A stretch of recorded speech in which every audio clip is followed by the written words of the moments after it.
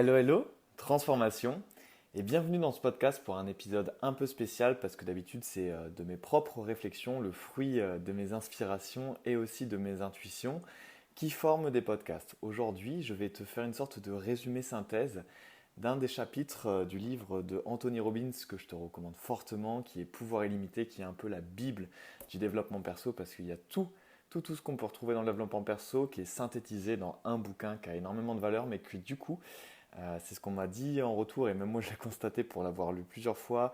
C'est un peu indigeste, c'est un peu une bible et du coup je veux te résumer ce chapitre qui est vraiment bien, qui s'appelle les 5 clés de la richesse et du bonheur. Donc voilà, j'attendrai en fait tes retours tout simplement et si tu me dis que ce concept te plaît, je continuerai tout simplement parce que je lis pas mal et je pense que ça peut être bien parfois d'avoir des notes audio à propos de chapitres qui sont intéressants parce que la mère du succès, je te l'ai déjà dit dans un de mes autres podcasts et j'avais développé le sujet, c'est la répétition.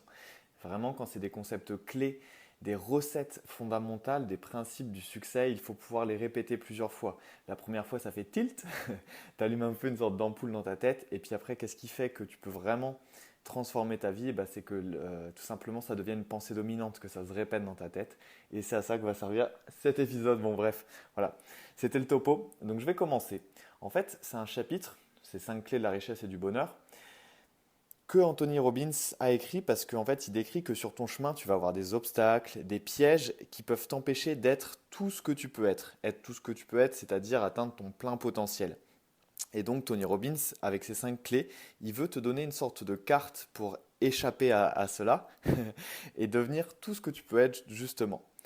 Et en fait, à un moment, il va commencer, avant de donner la première clé, une histoire. C'est l'histoire en fait de lui qui marche dans la rue et qui voit en fait un clodo qui l'aborde. Alors je sais pas si je dois dire clodo, clochard, enfin quelqu'un qui vit dans la rue. C'est pas péjoratif. Lui il l'appelle comme ça.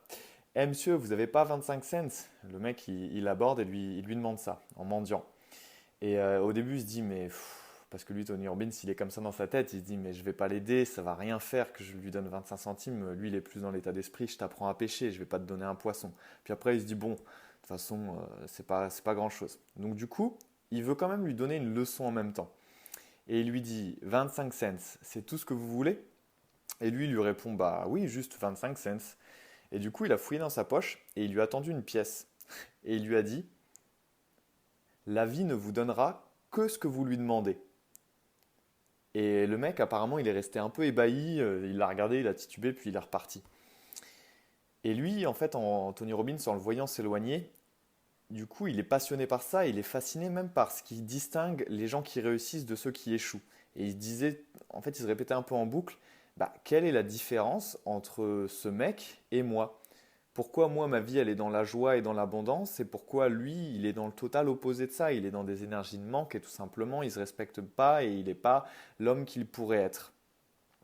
Et pour lui, en fait, c'est tout simplement parce qu'il faut demander à la vie. Et il le résume comme ça, en fait. Parce que ce qui fait la grande différence, c'est que la vie va te donner ce que tu lui demandes. Demande-lui 25 cents et c'est ce que tu vas avoir. Demande à la vie de vivre dans la joie et de réussir et c'est ce qui t'arrivera. Alors bien sûr, après, il faut se mettre en action, mais il faut déjà demander ça. Vraiment, en fait, avoir la conviction qu'on y a droit, tout simplement. Et ça, tout ce qu'il a appris de façon à travers son expérience et cette petite anecdote l'a convaincu d'une chose, c'est que ceux qui maîtrisent leurs états et leurs comportements, ils peuvent changer leur vie. Et c'est un peu mon thème, si tu connais un peu ce que je fais, c'est la transformation. Et d'ailleurs, lui, il s'est aperçu que la vie, elle avait lancé des défis semblables à des gens comme lui qui avaient bien réussi au final et à d'autres gens, mais qui eux en avaient fait une excuse pour ne pas réussir leur vie. Et du coup, il va aborder ces 5 notions. Et avant de les donner, il précise qu'elles sont claires, elles sont simples, mais elles sont capitales. Et que si tu sais les appliquer dans ta vie, tu auras très peu de limites dans ton futur. Mais si tu les refuses ou que tu ne veux pas les mettre en place, tu as déjà placé les limites de ce que tu peux faire. Et que le fait d'être déterminé, d'avoir une pensée positive, oui, ça constitue une condition nécessaire, mais ce n'est pas suffisant pour ta réussite. Lui, il indique même, sans la discipline, la détermination conduit à la déception.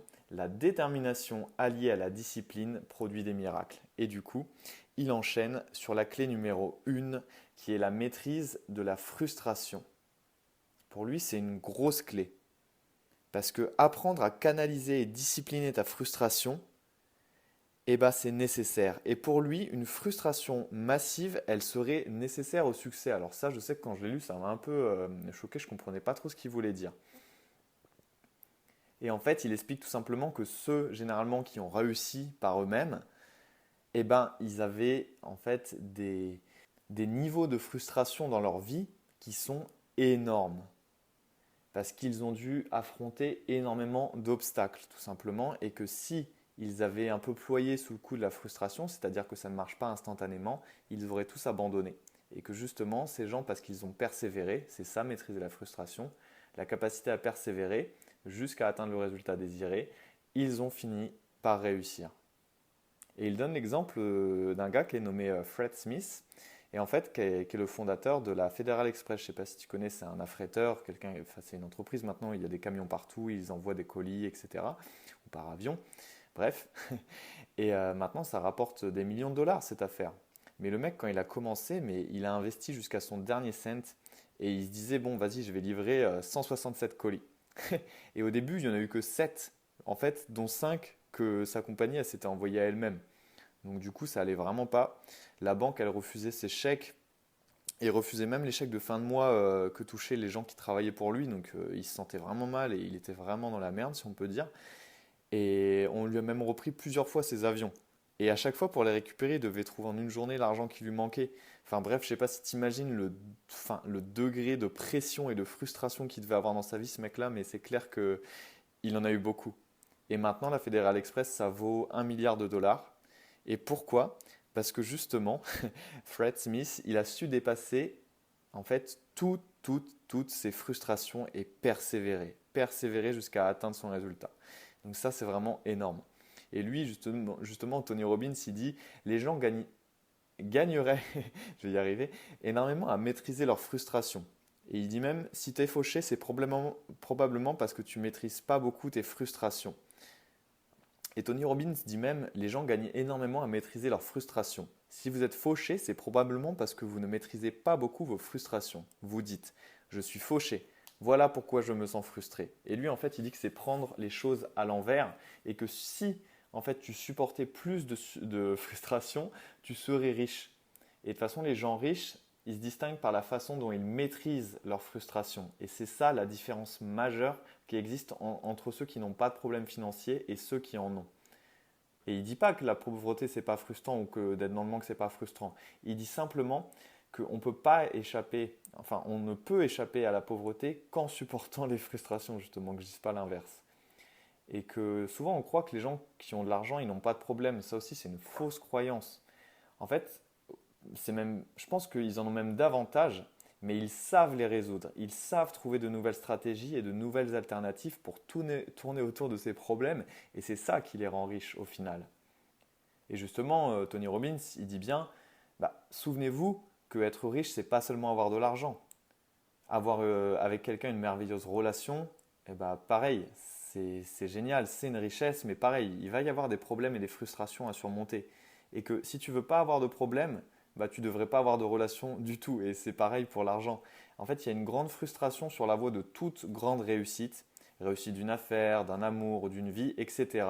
Et bref, tu as compris mon point. Et le point d'Anthony Robbins, c'est qu'il faut savoir aller au-delà. En fait, la clé, elle réside dans le fait de maîtriser de manière efficace ta frustration et à programmer ce qui te frustre de façon que cela te motive ou tout simplement que tu puisses le transformer en force d'action constructive dans ta vie. Voilà la clé. Et d'ailleurs, il donne une des clés pour ça, qui est qu'il faut transformer ton stress en capacité. Et qu'il y a 2 règles à suivre pour maîtriser ce stress. Premièrement, ne fais pas un plat de ce qui n'est pas grave. Et deuxièmement, souviens-toi que rien n'est grave et que tous ceux qui réussissent apprennent que le succès se trouve de l'autre côté de la frustration. Et il dit justement, et je pense que c'est vrai, malheureusement, certains n'arrivent pas à passer de l'autre côté. Les gens qui n'atteignent pas leurs objectifs sont généralement arrêtés par la frustration. Ils la laissent les empêcher d'agir comme il conviendrait pour réaliser leurs désirs.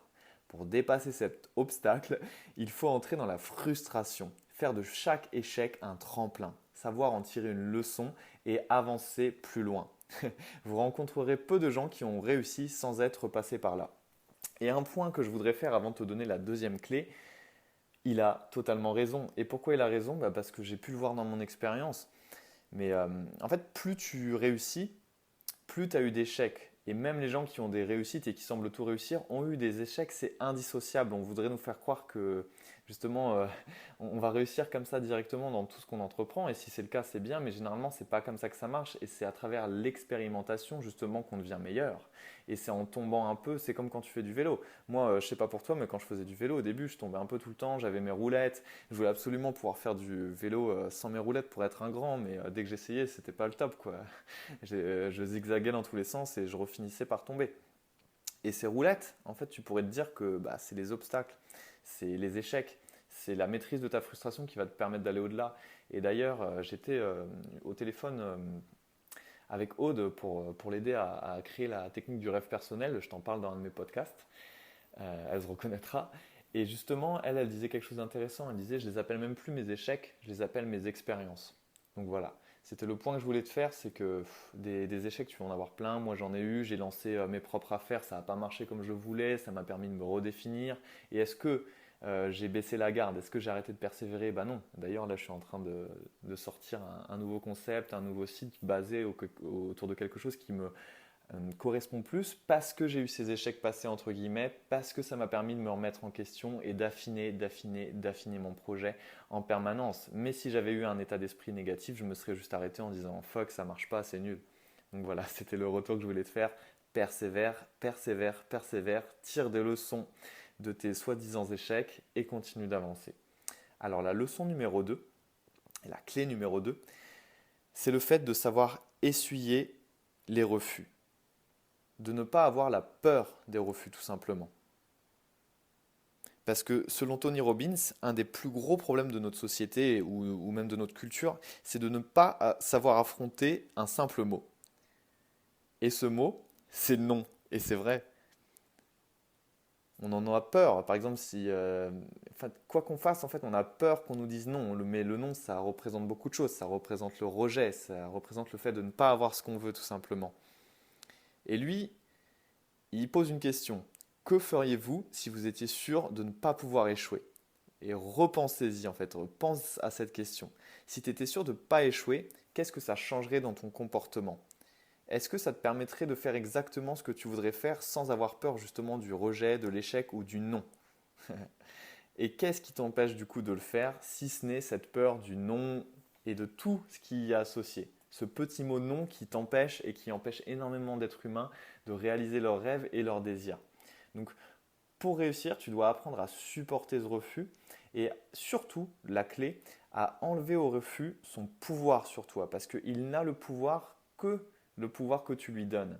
C'est exactement pareil si par exemple, moi ça m'arrive et ça arrive à tout le monde, tu as une interaction avec quelqu'un que tu connais pas trop, la personne elle se met en colère ou elle est de mauvaise humeur et elle te projette en fait cette énergie sur toi.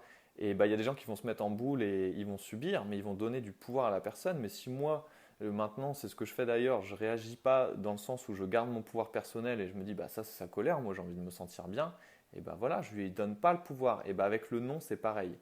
Ça n'a le pouvoir que le pouvoir que tu décides de lui octroyer. Réfléchis bien à ça, ton pouvoir personnel, il est énorme. Il faut juste que tu reprennes les manettes. Et tout ça, en fait, c'est des sortes de petits déclics. Et Tony Robbins, il dit justement qu'il ne faut pas longtemps pour changer. Je suis d'accord avec lui, j'ai réussi à changer de façon extraordinaire ma vie en mettant des petits changements en place sur des durées régulières. Et lui, il dit qu'il en va de même dans la vie, en fait. Par exemple, si tu prends un bateau et que tu dévies la barre de quelques centimètres, directement, le bateau, il va faire des mètres et des mètres de différenciation de trajectoire. Et que dans la vie, c'est ça, c'est des petits changements qui peuvent transformer radicalement la qualité de ta vie. Et il parle de l'exemple de Rambo. Je ne sais pas si tu connais, ou du moins de Sylvester Stallone, ou celui également qui a fait le film Rocky. Et en fait, quand il est arrivé dans les bureaux pour faire un film, tout le monde lui disait non. Et justement, en fait, il est devenu une star, entre guillemets, parce qu'il a su essuyer refus après refus. Et quand il voulait se lancer, il n'y a vraiment personne qui voulait de lui. Il allait voir tous les agents qui travaillaient à New York et ils lui ont tous dit non. en fait. Mais il a continué, alors qu'il se prenait des portes dans la gueule, à frapper aux portes. Il n'a pas renoncé et finalement il a fait Rocky, euh, qui lui a permis en fait le succès. Et je ne sais pas si tu sais, pour la petite anecdote, mais j'aime bien les histoires comme ça, à ce moment-là il était tellement dans la dèche, il était tellement dans la galère qu'il a même dû vendre son chien pour subsister et ça lui a fait énormément de mal. Il en a pleuré après, il s'est senti vraiment mal, mais il avait plus rien à bouffer et il était vraiment tombé à ce niveau-là avant de pouvoir rebondir. Et pourquoi il a réussi? Bah parce qu'il a pu en fait s'entendre dire non un millier de fois et aller frapper à la porte une mille et unième fois à la porte. Je vais y arriver. Pardonnez ma dyslexie. Et lui, en fait, la question que Tony Robbins pose, c'est combien de noms est-ce que tu peux supporter? Combien de fois est-ce que tu as eu envie de parler à quelqu'un qui te plaisait ou que tu l'as pas fait par peur d'entendre le mot non ou tout simplement le rejet? Combien d'entre vous, demande-t-il, ont décidé de ne pas répondre à une offre d'emploi, de ne pas aller à une audition, de ne pas téléphoner à un client potentiel parce que en fait, il y avait toujours cette peur d'essuyer un échec. Et il dit, bah, pensez à combien cela c'est absurde et réfléchis tout simplement aux limites que tu as créées simplement parce que tu crains ce petit mot. N-O-N, non. Un petit mot de 3 lettres. Mais comme il le disait au début, le mot n'a aucun pouvoir en lui-même. Il ne peut pas entailler ta peau, il ne peut pas saper tes forces. Son pouvoir, il vient de ce que tu lui permets de représenter pour toi. Des limites qu'il t'a fait créer. Et là, il aborde un point clé. Qu'est-ce que produisent des pensées limitées, des vies limitées? Et si tu suis un peu tout ce que je fais, c'est le credo de tout ce que j'essaie de communiquer. Le fil directeur, monde intérieur vers monde extérieur. Ton monde extérieur, ta réalité autour de toi, elle est définie par ton monde intérieur. Tes pensées, tes limites, tes croyances, tes convictions, tout ce qui est invisible mais qui impacte de façon très visible par contre ta vie matérielle, on va dire. Et du coup, il mentionne qu'il n'y a pas de véritable succès sans refus et que plus tu vas essuyer de refus en continuant d'avancer, mieux cela vaut et plus tu vas apprendre, plus tu vas t'approcher de ce que tu veux obtenir. Et maintenant, on va aborder la troisième clé de la richesse et du bonheur qui est la maîtrise des pressions financières. Et que, en fait, dans un monde régi par l'argent, on va forcément avoir à vivre des pressions financières. Et il indique que maîtriser les pressions financières, c'est savoir comment obtenir de l'argent, comment en donner, comment en gagner et comment en épargner. Et qu'en fait, dans notre vie, on va subir différentes pressions par rapport à la finance, à l'argent, que ce soit par un manque d'argent. Nous, dans notre vie, on manque d'argent, tu manques d'argent et du coup, tu as une certaine pression de vivre, de survivre même. Après, ça peut être aussi l'avidité, c'est-à-dire tu commences à en avoir et il y a les gens autour de toi qui sont jaloux tout simplement. Même si tu as assez, tu peux avoir aussi une pression financière de l'ordre du manque. Tu as peur de manquer, tu as peur de ne pas avoir assez pour tes projets. Tu as peur du coup aussi, si tu es dans le cas de l'avidité, du regard des autres, de l'envie sur ta situation financière. Tout ça, c'est des pressions financières qui vont s'exercer sur toi parce que on vit dans un monde où c'est régi par l'argent et forcément l'argent, vu qu'elle est au cœur de nos échanges, au cœur de nos possibilités sur Terre matérielles, ça va forcément nous impacter et que c'est pour ça qu'il faut savoir maîtriser ces pressions. Et du coup, en fait, Tony Robbins, il mentionne un livre qu'il conseille de lire qui s'appelle L'homme le plus riche de Babylone et il veut nous donner une règle à mettre en place tirée de ce livre. C'est mettre de côté 10% de tout ce que tu gagnes et le donner aux autres. Pourquoi? On pourrait se dire. Pourquoi je vais donner mon argent aux autres? Parce que tu dois rendre ce que tu prends. Et parce que ça va créer de la valeur ajoutée, mais pas seulement pour les autres, pour toi aussi. Petite parenthèse, c'est vraiment pour moi une règle de vie ça. On doit rendre ce que l'on prend. Par exemple, moi j'ai eu la chance d'avoir des mentors sur mon chemin, des gens qui m'ont servi un peu de guide, des gens plus expérimentés que moi. Et je veux le faire dans toute ma vie, mais je le fais déjà dorénavant, je donne de mon temps gratuitement pour des gens que je peux aider. Je suis juste un peu plus loin sur le chemin et je le fais avec grand plaisir de pouvoir redonner parce que moi je sais que ça a été une chance énorme dans ma vie et du coup c'est une mission de devoir redonner ça aux autres. Petite parenthèse fermée. Et le plus important selon Tony Robbins par rapport à cette loi des 10%, c'est qu'il faut le faire dès qu'on se lance dans la vie. Il ne faut pas attendre par exemple de dire oui, je ferai ça, les 10% quand je serai riche.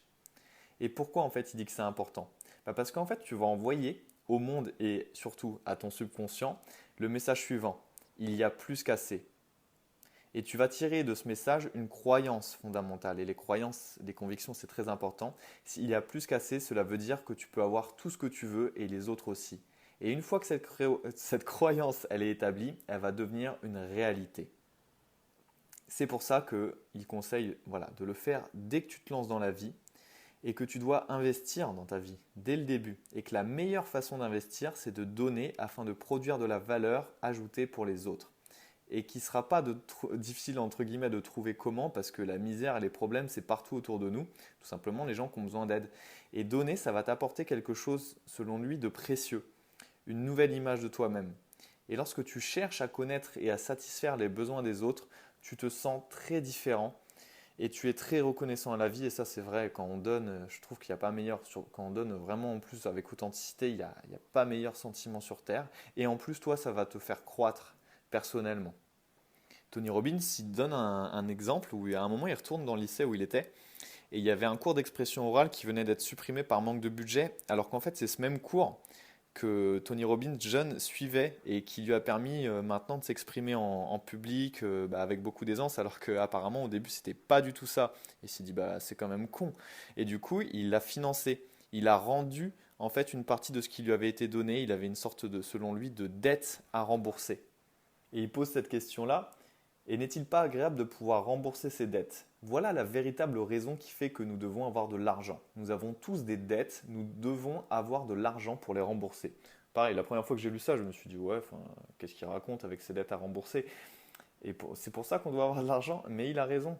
Parce que même moi, je sais que j'ai plein de dettes, que ce soit mes parents, mes grands-parents, les gens de ma famille, je sais qu'ils m'ont donné de l'amour, ils m'ont donné des bons moments, et c'est clair que déjà pour eux je veux redonner. Et puis aussi la société, les gens que j'ai croisés sur ma route, tout ça c'est des gens avant moi qui ont semé, qui ont donné, et moi je dois redonner. Et pour donner, oui, on vit dans un monde qui est régi par l'argent, donc c'est bien beau d'avoir des idéaux, mais si on ne peut pas les financer, si on ne peut pas les porter avec cet argent qui n'est en fait tout simplement qu'un outil, ça dépend de comment on l'utilise, on ne peut pas rembourser ses dettes. En fait, on ne peut pas redonner ce qui nous a été donné et c'est un peu comme si on était dans une position où on prend, mais on ne rend jamais.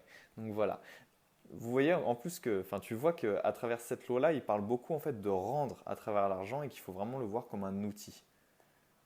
Et après, il dit quand tu as distribué 10% de ton revenu, consacre-en encore 10% au remboursement de tes dettes, mais cette fois-ci de tes dettes, que ce soit financier ou tes dettes immatérielles, ce qu'on t'a donné, et 10% à la constitution d'un capital à investir. Et qu'il faut que tu subviennes à tes besoins sur les 70% restants. Et voilà, c'est parce que tu dois apprendre à utiliser une partie de ton argent comme un capital. Parce que si tu dépenses tout, tu n'auras jamais ce capital et donc tu n'auras jamais les ressources dont tu as besoin. Et lui, il revient sur ça en disant que c'est vraiment un outil et qu'il en va de l'argent comme du reste, que tu peux le faire jouer en ta faveur ou le laisser jouer contre toi. Et que tu devrais être capable de considérer l'argent comme tout ce que tu analyses mentalement avec la même détermination, la même élégance. Et que tu devrais apprendre à gagner de l'argent, apprendre à économiser de l'argent et apprendre à donner de l'argent. Parce que l'argent, c'est une énergie qui doit circuler. Et il dit qu'en faisant ces 3 items, en gagner, en économiser et en donner, tu apprendras à maîtriser les pressions financières et l'argent ne constituera plus jamais pour toi un stimulus provoquant un état négatif qui te rend malheureux et tout simplement t'empêche de traiter ta vie comme elle devrait et ton entourage comme tu le devrais ou le voudrais. Et on va aborder du coup la 4e clé. Tu m'excuseras si c'est un peu long, mais c'est la première fois que je fais une sorte de synthèse comme ça par rapport à un bouquin, donc j'espère quand même que ça apporte de la valeur. Cette 4e clé de la richesse et de la réussite, c'est ne jamais se laisser aller à la complaisance. Alors qu'est-ce qu'il entend par là? C'est-à-dire en fait atteindre un certain niveau de succès, que ce soit du succès ou tout simplement un achèvement, dans quelques domaines que ce soit, puis en fait s'arrêter, se reposer sur ses acquis, c'est ce qu'on dit, se reposer sur ses lauriers, et que du coup en fait que tu perdes ce qui t'a permis de conquérir le succès en voulant te sentir trop bien. Et lui il pose une question, que se passe-t-il quand on se sent trop bien? Eh bien on arrête de se développer, de travailler et de créer de la valeur ajoutée. On devient quelqu'un qui s'entasse un peu sur son fauteuil. Et ce qui veut dire par là, c'est pas qu'on n'a pas le droit d'être trop heureux, c'est bien d'être heureux. mais qu'il faut toujours qu'il y ait un peu de friction, qu'il y ait un peu de challenge, parce que si tu te sens trop bien, c'est-à-dire trop confortable, et confortable ça ne veut pas forcément dire heureux, et ben, tu vas t'arrêter d'être dans un processus d'évolution, et pour lui, comme pour moi, ou comme je pense beaucoup de monde, j'espère pour toi aussi, bah, forcément un des facteurs majeurs du bonheur c'est quoi? C'est tout simplement des évolutions, aussi petites soient-elles, mais sentir qu'on est en progrès, tout simplement. Et il dit justement que cette complaisance, elle vient souvent du fait qu'on se compare aux gens qui sont autour de nous, mais qu'en fait, il faut que tu apprennes à juger ton succès, ton progrès, ton évolution d'après tes objectifs et non pas d'après tout ce que te semblent faire ceux qui t'entourent. Et pourquoi? Bah parce qu'en fait, tu trouveras toujours chez les autres de quoi justifier tes actes, quels qu'ils soient. Et il dit, vous ne devriez pas vous occuper de ce que fait Pierre, Paul ou Jacques, Pierre, Paul, Jacques, et que tu devrais t'occuper de ce que tu es capable de faire. Occupe-toi en fait de ce que tu veux créer, de ce que tu veux réaliser. Agis à partir d'un ensemble d'objectifs dynamiques qui évoluent et qui développent tes capacités et qui t'aideront à faire ce que tu veux et non ce que quelqu'un d'autre a fait ou t'y comparer. En fait, tu devrais te juger uniquement selon tes objectifs, uniquement selon ta vision. Et dit qu'une bonne façon d'éviter la complaisance, le terme en anglais, je ne sais pas si tu connais, c'est chit-chat. En gros, un peu bavardage de merde, c'est-à-dire en fait toutes ces discussions autour d'un verre ou pas forcément autour d'un verre, mais qui tournent autour des autres en fait.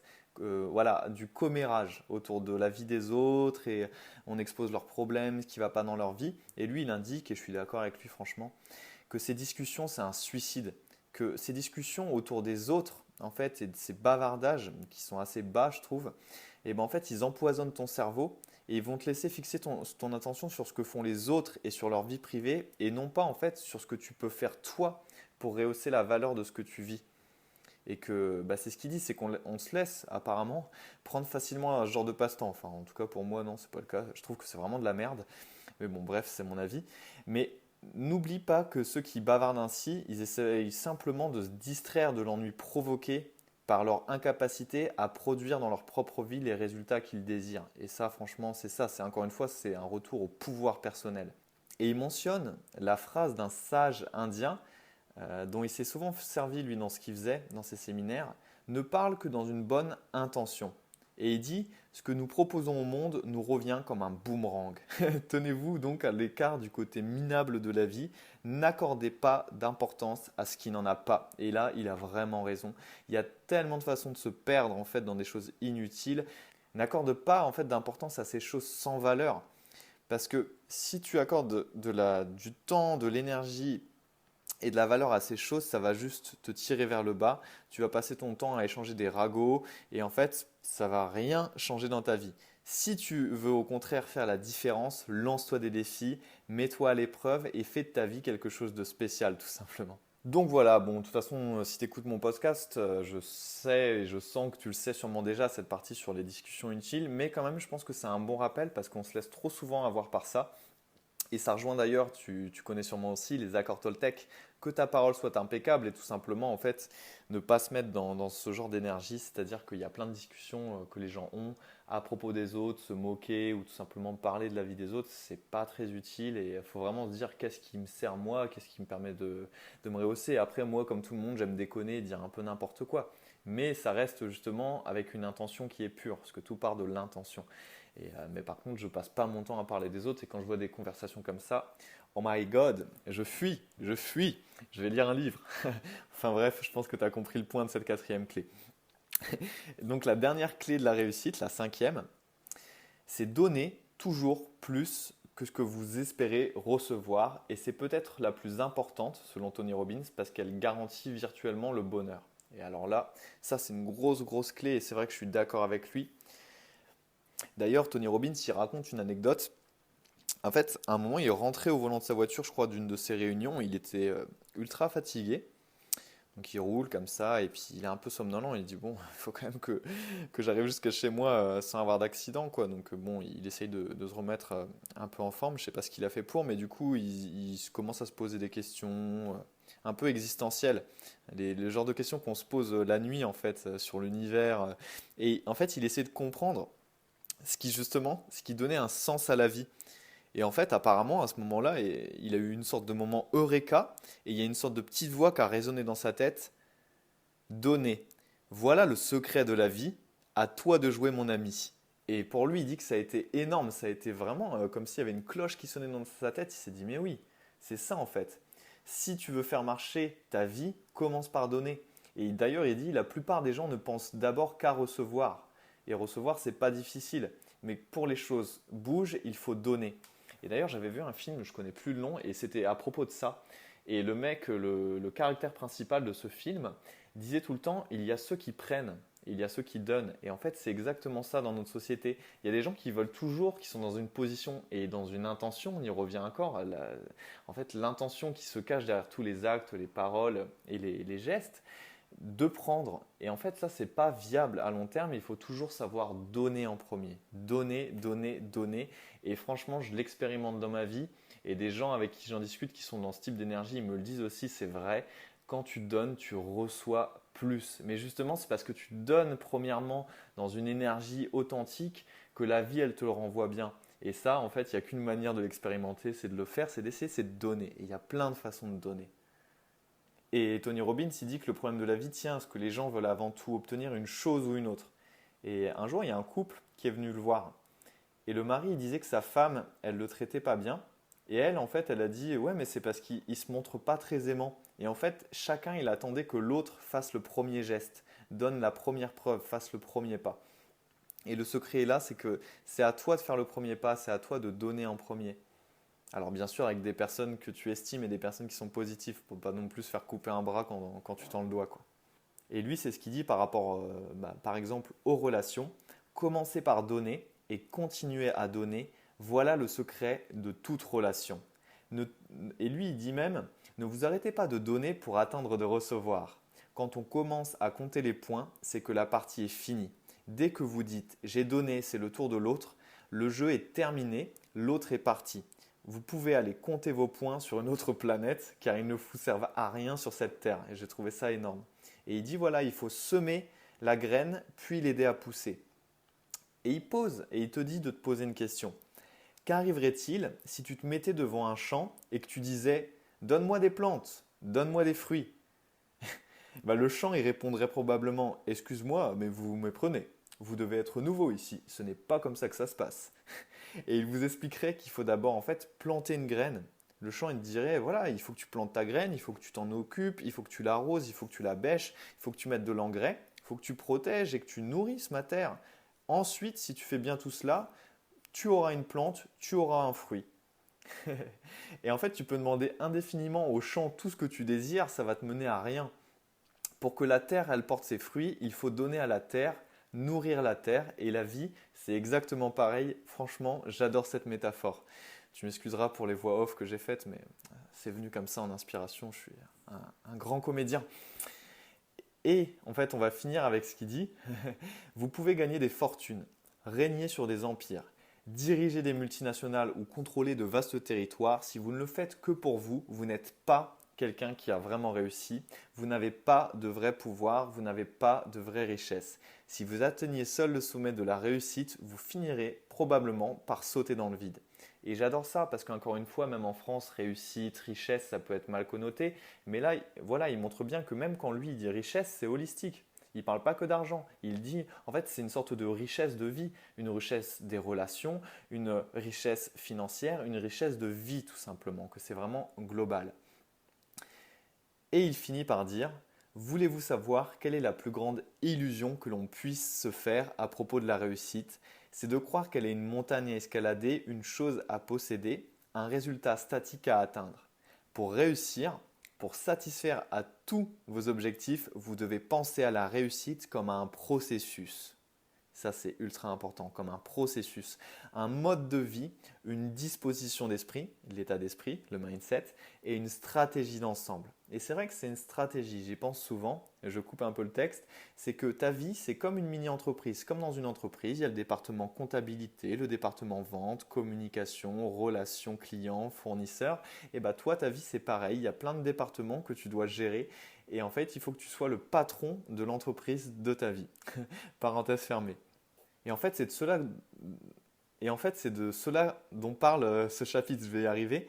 C'est que si tu veux connaître la vraie richesse et le vrai bonheur qui sont liés, tu dois être capable d'utiliser ton pouvoir de façon responsable et aimante. Et lorsque tu sauras te servir de ces 5 clés, tes capacités et tes talents vont se développer, vont porter leurs fruits et tu pourras enfin faire ces choses prodigieuses dont tu rêves parce que je pense que comme tout le monde, tu as des rêves, tu as des projets et que tu pourrais être peut-être une meilleure version de toi-même ou tout simplement faire plus en t'allouant tout simplement plus d'abondance en étant moins à la merci des événements extérieurs, en étant plus en maîtrise de ce qui t'arrive et en transformant, en contrôlant en fait tout simplement ta réaction pour être toujours axé positif et constructif.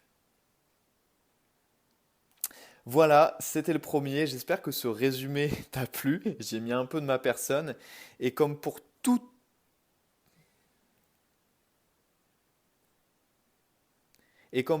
contenu, pour toute chose, bah, apprends à penser par toi-même. Rien n'est une vérité générale. Et en fait, rien n'est valable pour tout le monde. Mais pioche dans ce qui te semble bon pour toi.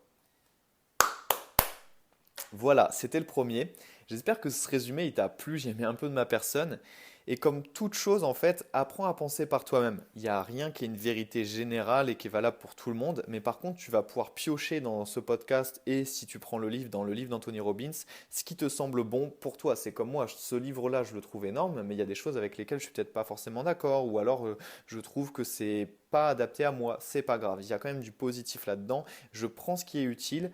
Et comme on a vu un moment avec l'argent, tout n'est qu'un outil. Il n'y a rien de bien ou de mal en fait là-dedans. C'est juste que tu dois trouver ce qui te convient, trouver ce qui est en cohérence avec toi, prendre l'information parce que c'est que la première étape, le mettre en application et c'est là que survient la transformation. Voilà, j'espère que tu vas pouvoir tirer au moins quelques pépites, au moins quelques graines que tu vas pouvoir semer dans le champ, comme on a vu à un moment, pour que ça porte ses fruits, que tu puisses l'expérimenter, que ça commence à transformer ta vie selon le principe information plus exécution égale transformation. N'hésite pas à t'abonner à mes newsletters si tu veux être au courant de tous mes contenus. Il y a d'ailleurs 2 bonus audio qui t'y attendent, tu trouveras si tu es curieux. N'hésite pas non plus à partager ce podcast à une personne que tu penses que ça peut inspirer. Et si tu es sur iTunes, à me mettre une note et un commentaire, ça m'aidera à faire connaître ce podcast au plus grand nombre pour tous les magiciens et les magiciennes modernes en devenir qui veulent transformer leur monde intérieur et se rapprocher un peu plus de leur vie rêvée et la matérialiser sur Terre.